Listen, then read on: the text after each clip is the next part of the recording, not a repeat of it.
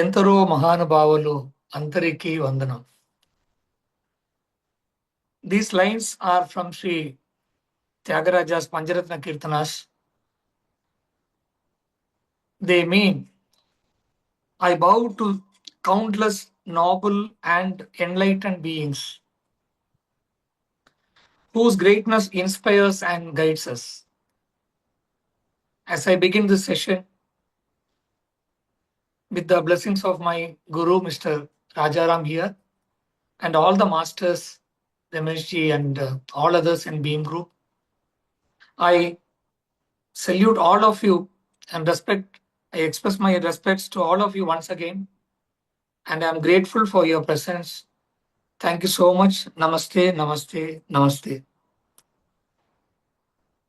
The subject, as Rameshji mentioned, it is humanity to divinity. The call for happiness has lived in the heart of every human being since the time began.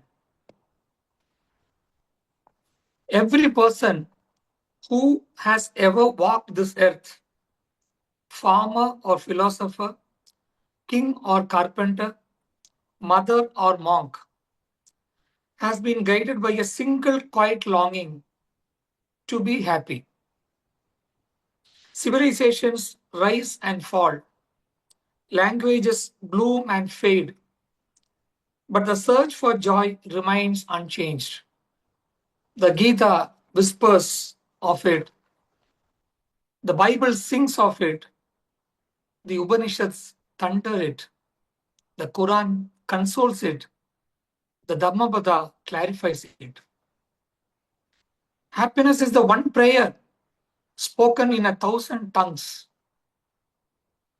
Yet, for all our searching, the path is often a circle, and the destination slips like mist through our fingers. For the first mistake humanity makes is looking for happiness outside. The mind runs outward and seeks joy in everything that glitters and passes.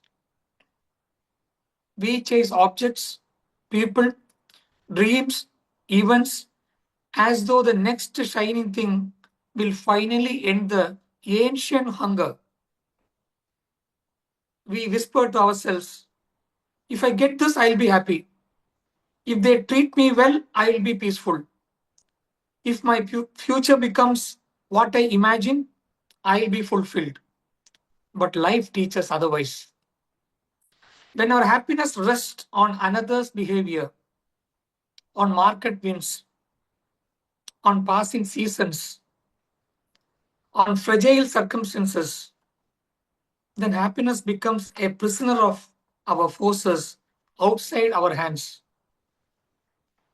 Joy rises and falls with someone else's moods, with a business meeting, with a market shift, with an uncertain tomorrow.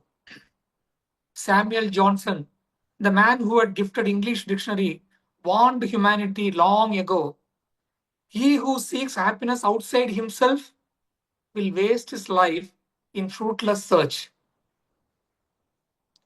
The scriptures agree, the poets agree, life itself agrees. As long as the cause is outward, the control is also outward. And we are left restless like a boat tied to a storm. The world offers shadows of happiness, but never the sun that creates them. The world offers shadows of happiness, but never the sun that creates them.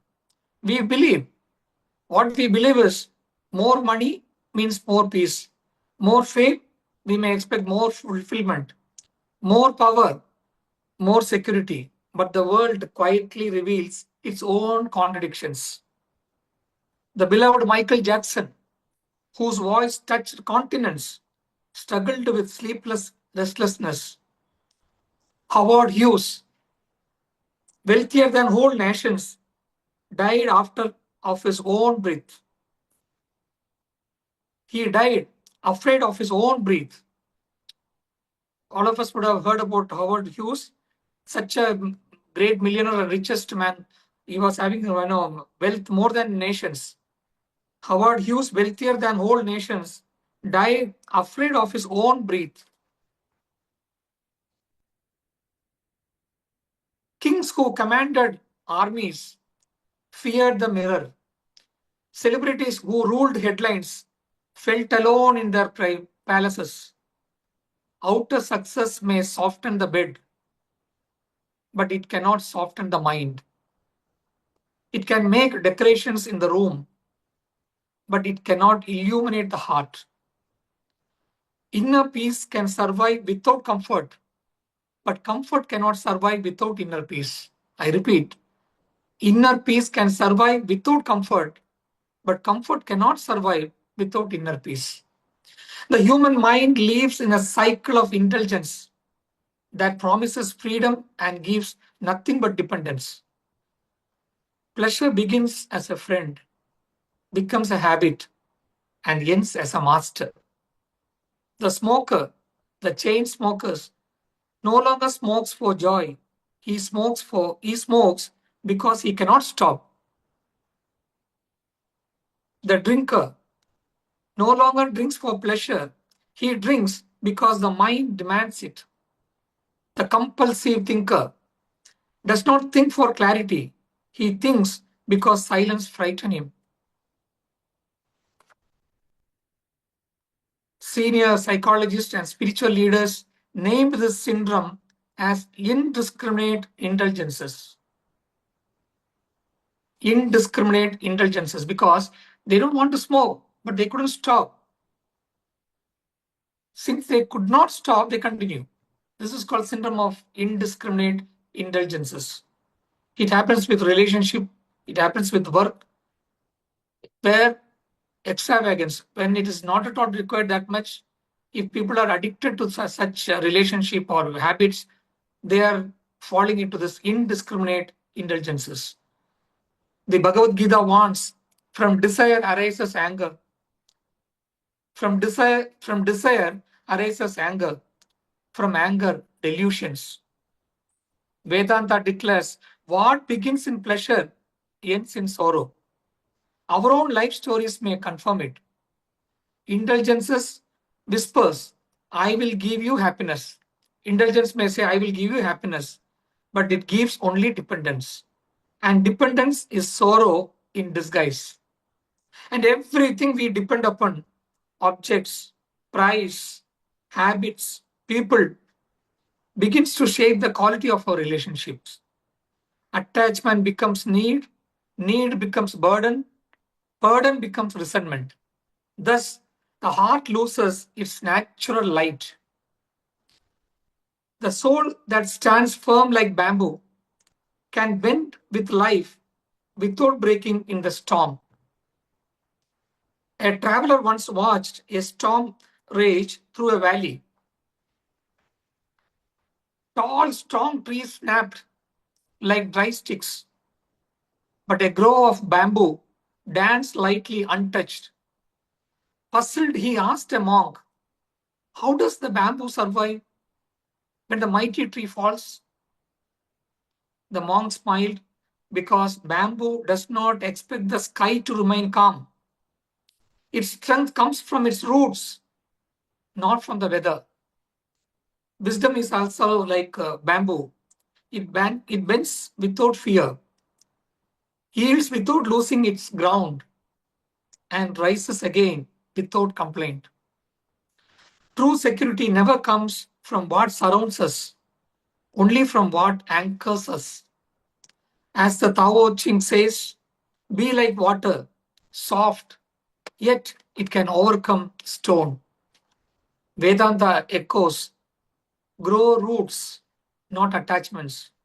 Strengthen the within, not the without. The path of Vedanta rises vertically, leading the seeker from information to transformation.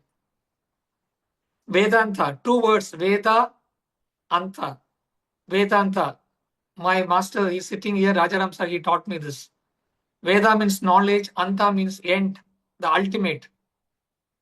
The final knowledge, the highest discovery. the end of searching.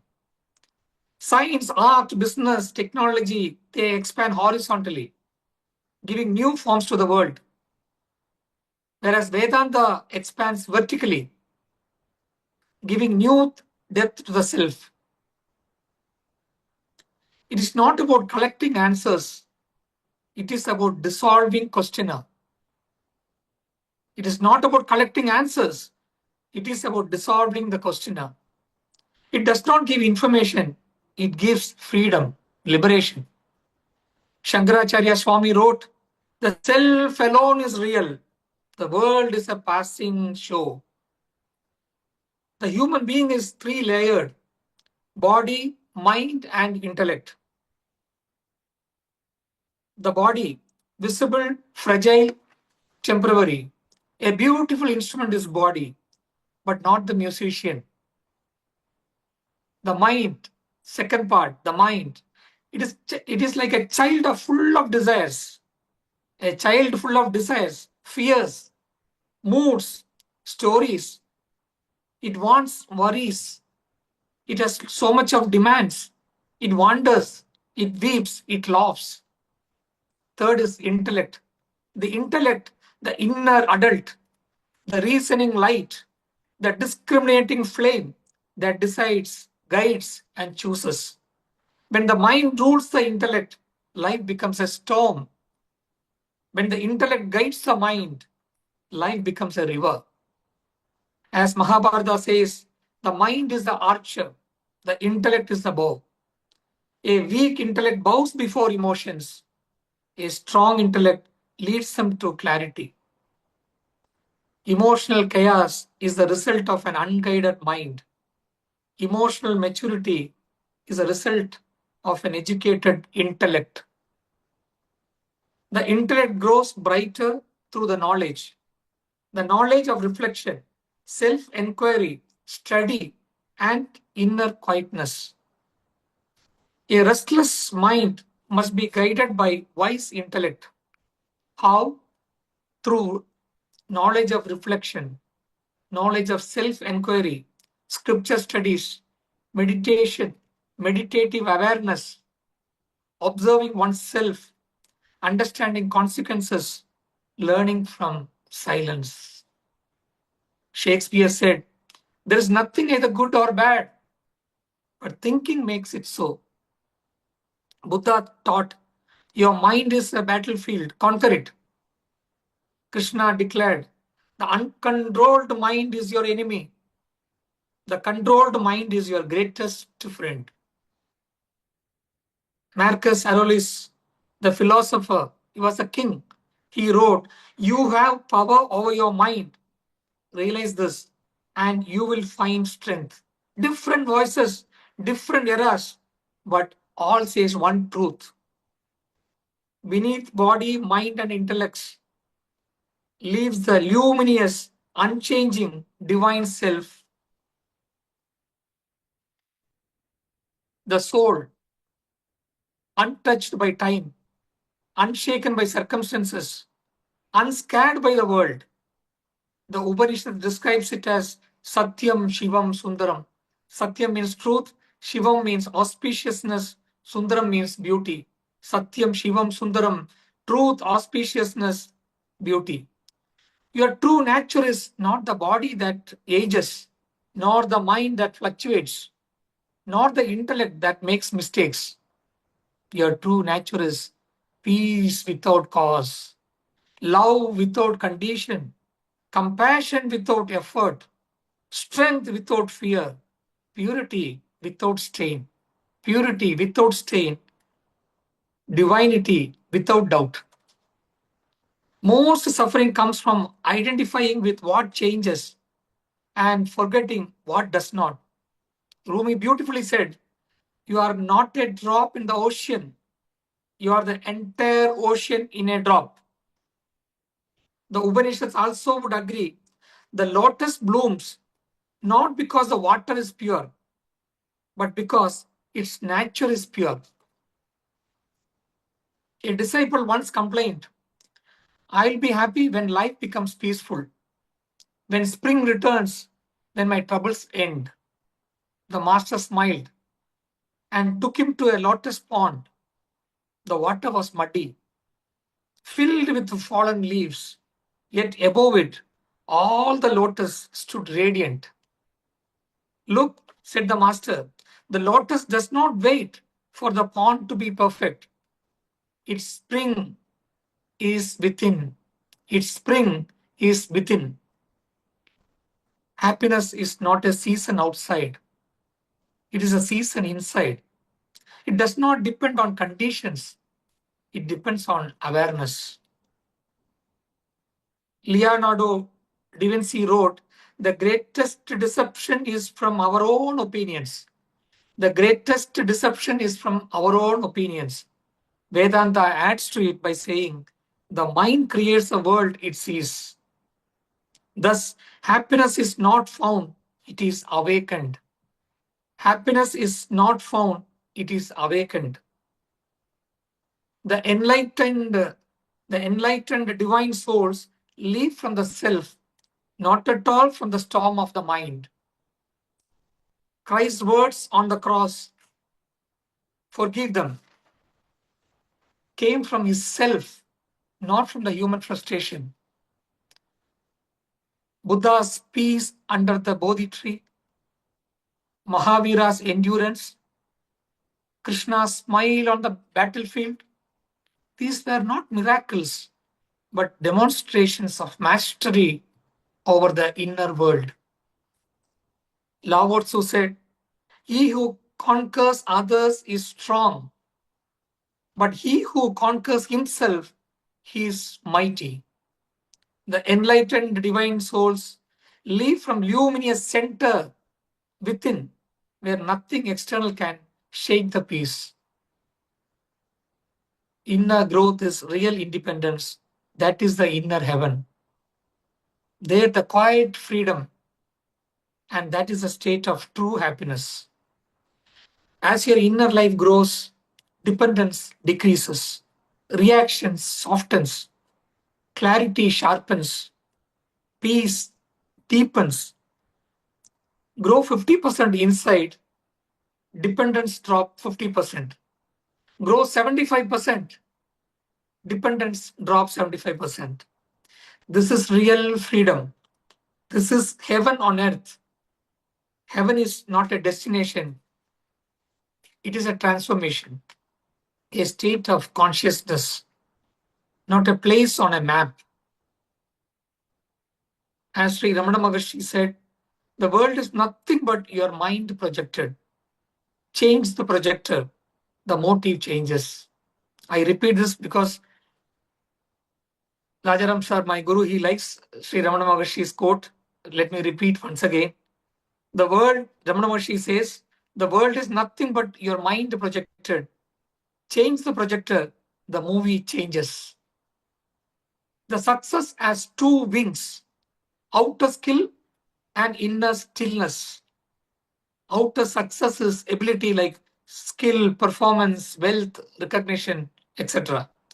But inner success is stability, peace, maturity, clarity, balance. Repeat, outer success is nothing but ability, inner success is stability. Stabilities are peace, maturity, clarity, balance. A brilliant surgeon may lose his steadiness when operating his own son. If his mind is agitated, his steadiness will not be there at all with him. Agitation blinds the intellect. Calmness sharpens it. The Gita teaches in chapter 2, verse 48. Yogastha kuru karmani sangam tvakta dhanam jaya siddhya siddhyo samo bhutva samatvam yoga yuchyate. Yogastho kuru karmani sangam jaktva dhanam jaya siddhya siddhyo samo bhutva samatvam yoga yuchyate. The essence of this teaching is about performing one's duty, that is karma yoga in Bhagavad Gita, with full concentration and effort, but without attachment to the results. Lord Krishna advises Arjuna, to maintain a balanced and unwavering mind, treating success and failure with equal calm as the state of balancing or state of sthita prajna is the true meaning of yoga. In short, established in calmness, perform action. Established in calmness, perform action. True success is not just excellence outside, but harmony inside. When both excellence outside and harmony inside rise, the life becomes greatly beautiful.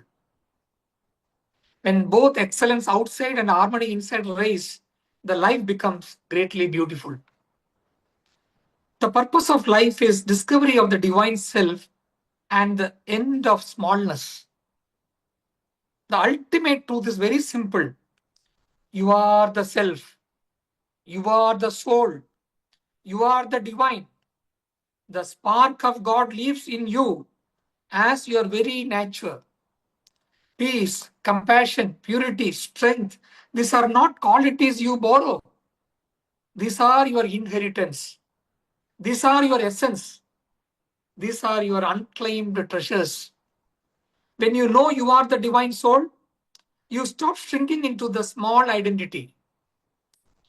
You stop, the moment you know you are the divine soul, you stop shrinking into the small identity of body and mind.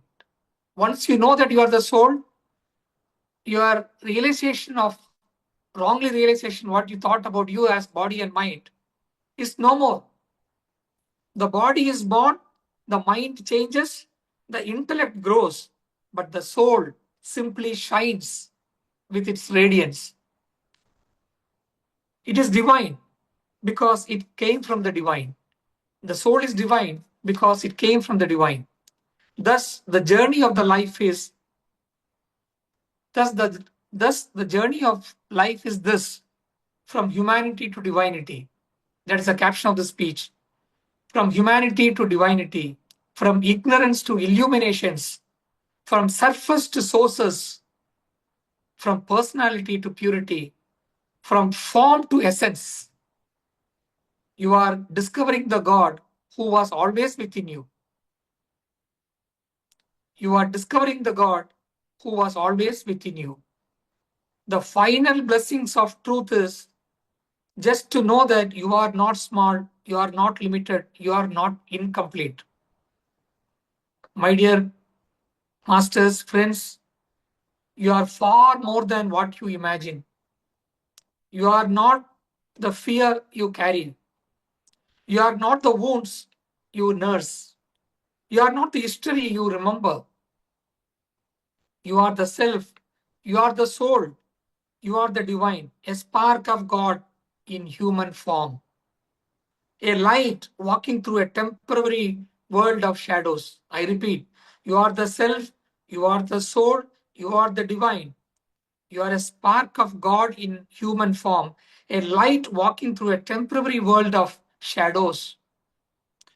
From what you have heard so far, let me conclude with a single brief paragraph in a nutshell summary that you may carry with you as today's gift and takeaway. True happiness dawns the moment a person stops searching outside and turns inward to recognize their own divinity. True happiness dawns the moment a person stops searching outside and turns inward to recognize their own divinity. When we understand that we are not shifting mind, the changing body, or the unstable circumstances, but the steady, luminous self within, immediately the dependence dissolves and inner calm naturally rises. This revelation gives a freedom which no outer success can offer. When one truly knows I am the divine soul, complete, peaceful, untouched within, a deep contentment fills the heart. Happiness is no longer a pursuit, but a natural state of being. Nothing external can shake it. Nothing external can shake it. and nothing missing can diminish it. For such a person has discovered the inexhaustible source of joy within themselves. As Upanishad declares, Tattvamasi, you are that. Tattvamasi is a profound Sanskrit phrase that translates to thou art that, or you are that. Many times in our Beams group, many people given a speech about it. We often say this word Tattvamasi. You are that. It is a central maxim or Mahavakya of Vedantic philosophy, primarily from the Upanishad, and conveys the essential spiritual meaning of the oneness of the individual soul, Atman, with the supreme reality, Brahman. The whole purpose of this life is to realize that you are the divine soul. When this truth dawns fully, you are blessed with Atma Jnana, knowledge of soul, and your words begin to follow from the divine self within. I shall now reveal how that divine experience unfolds through a poem I have recently written. When the heart grows quiet and the mind becomes clear, words rise like morning light, soft, sincere, without fear. When the heart grows quiet and the mind becomes clear, words rise like morning light, soft, sincere, without fear. To speak from soul, to speak from the soul, one must first listen within, where truth sleeps lightly, waiting to awaken in a whisper of wind. No need for ornament, no desire to impress. The soul speaks in simplicity, clothed only in honest tenderness. The soul speaks in simplicity, clothed only in honest tenderness. Pause before you speak, for silence is the soul's breath. It turns mere sentences into living lamps of the depth. Let your words be guided by compassion's gentle hand, so they fall like healing rain upon another inner land. Let your words be guided by compassion's gentle hand, so they fall like healing rain upon another's inner land. Speak not to win or conquer, but to understand and unite. For the souls does not argue, for the soul does not argue, it simply shines its light. Speak not to win or conquer, but to understand and unite. For the soul does not argue, it simply shines its light. Share only what you have lived, for experience carries fragrance. It transforms your voice into a sacred, humble radiance. And before your words leave you, touch the divine for a moment, a silent prayer within. May I be an instrument? For every soul spoken word is a small lamp lit in the dark, guiding someone quietly towards their own inner dawn. Such words do not command, they invite, they inspire, reminding each listener of the light they already carry within. Hope the poem is good. How's my poem? Okay, now having understood that we are all the soul and you are all the souls, eternally united with Almighty, the supreme reality, the divine, the God, let me offer my humble pranams and thanks to each one of you. As my Guruji used to advise that when the God is there within you, when you say you are not the body, when you say you are the God because you are the Atma from Paramatma, you are the Jivatma. When you die, the body is being thrown. Then who are you? You are Atma. When you say you are Atma, then you are the God. So let me look at you or look at everyone as God, and let me express my pranams to all of you. My thanks and pranams to all the gods. Thank you so much. Namaste, namaste, namaste, pranam. Namaste. Thank you, Master.